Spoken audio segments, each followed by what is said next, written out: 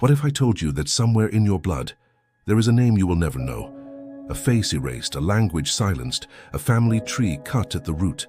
The Atlantic Ocean is not just water, it is a graveyard without tombstones, a bridge built from broken bodies, a witness that has never spoken. Between the 1400s and the 1800s, millions of Africans were taken, not just captured, but extracted, like resources, like cargo, like they were never human. But what the ships carried was more than flesh. They carried bloodlines. They carried unborn children. They carried songs that would never again be sung in their original tongue. They carried futures that would never return home. And when those ships disappeared over the horizon, entire villages were left with silence. Mothers waited. Fathers searched. Names stopped being spoken. Some bloodlines ended that day. Others survived, but in fragments, scattered across plantations, forced into new names, blended through violence, rewritten in the language of ownership. And today, centuries later, millions of people look in the mirror and carry Africa in their veins, but cannot name the village it came from. That is not an accident. That is history. This is not just a story about slavery. This is a story about stolen ancestry. The ocean remembers. Every wave that folds into the shore carries an echo, a name, a face, a story unfinished. Between the 15th and 19th centuries, over 12 million Africans were taken from their homelands, torn from families, torn from futures, torn from bloodlines that had stretched back for centuries. But slavery didn't just move people. It rewrote ancestry, it fractured identities, it scattered DNA across continents. Today, millions of people walk this earth carrying African blood, but not knowing exactly where it began. This is not just a story about chains and ships. This is a story about how slavery changed African bloodlines forever. Before slavery became an industry, Africa was home to powerful kingdoms and deeply rooted family systems. In the Kingdom of Congo, lineage defined inheritance and identity. In the Mali Empire, ancestry tied families to scholars, warriors, and rulers.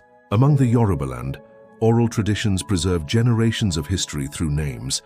Family wasn't just personal, it was political, spiritual, sacred.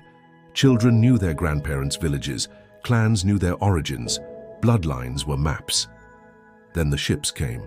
The transatlantic slave trade did more than relocate people. It separated fathers from sons, mothers from daughters, siblings forever. When captives were forced onto ships bound for the Americas, they were deliberately mixed with people from different ethnic groups.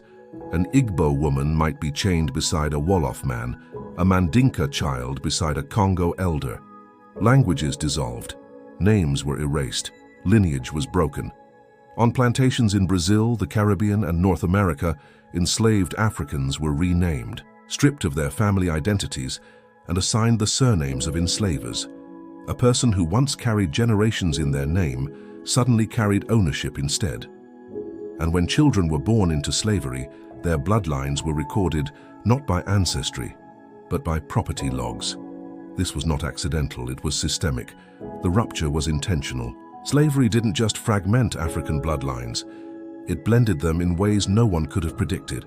In places like Brazil and the Caribbean, enslaved Africans were forced into unions, sometimes with other Africans from different regions, sometimes with Europeans, sometimes with indigenous populations. In the United States, generations of sexual violence created mixed ancestry that still lives in DNA today. The result? New identities were born from trauma. African American, Afro-Brazilian, Afro-Caribbean. These identities are powerful and beautiful, but they were born from disruption. Many African Americans today, for example, can trace ancestry broadly to West or Central Africa, but cannot pinpoint the exact ethnic group. DNA testing often reveals fragments: Nigeria, Ghana, Angola, Senegal, but rarely a single village, rarely a single clan. The chain of memory was severed, and yet the blood survived.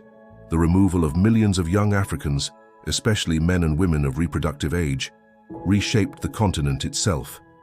Entire regions were destabilized. Communities lost future generations before they were even born. Some historians estimate that certain areas of West Africa lost up to 20% of their population during peak slave trading centuries. Imagine entire family trees that simply never grew, not because they died naturally, but because they were exported. Africa's demographic future was altered. The diaspora grew, but the continent's internal bloodlines were permanently thinned. This is why slavery didn't just change individuals, it changed genetic history. Today, science tells part of the story that history tried to erase. Genetic studies show that millions in the Americas carry African ancestry, even those who may not visibly identify as African. In countries like Brazil, which received the largest number of enslaved Africans, African DNA runs through every layer of society. In the United States, many African Americans carry small percentages of European ancestry, direct evidence of slavery's violence. And in Africa, some families still tell stories of relatives taken, stories passed down for generations. The Atlantic Ocean did not erase blood, it scattered it. There is a unique grief in not knowing where you come from. For many descendants of enslaved Africans, ancestry is a question mark. What was my original name? What language did my ancestors speak? What tribe did they belong to? This loss created a cultural hunger, a desire to reconnect. Movements encouraging reconnection with African heritage are not trends, they are healing, because knowing your bloodline is knowing your place in history. And for centuries, that was denied. Slavery changed African bloodlines forever. It broke them, mixed them, scattered them, but it did not erase them. African rhythms survived in music, African spirituality survived in faith traditions, African resilience survived in generations who refused to disappear. Blood remembers, even when names are lost, even when borders change, even when history tries to silence it. The story of African bloodlines is not only a story of loss, it is a story of survival. And survival is its own kind of victory. About bloodlines torn apart and remixed by force, about how a continent was not only robbed of people, but of generations. Because when you steal a person, you don't just take their life, you alter their future, and you change their blood forever.